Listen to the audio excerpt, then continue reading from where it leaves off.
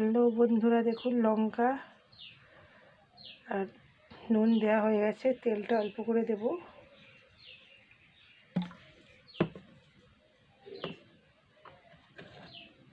অল্প পরিমাণে হলুদ দেব।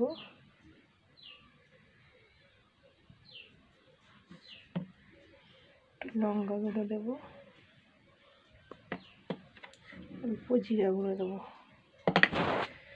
এবার আমি মাখিয়ে নেব।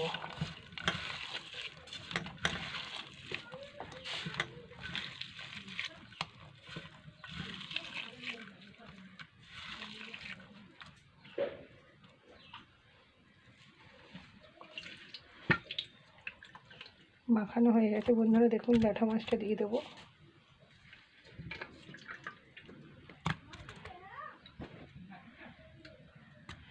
ল্যাঠা মাছের ঝাল চচ্চড়ি।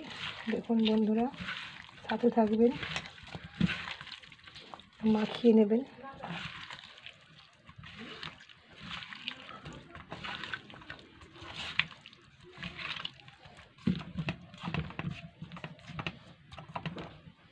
মাখিয়ে নিয়ে একটু গরম জল দিয়ে দেবেন।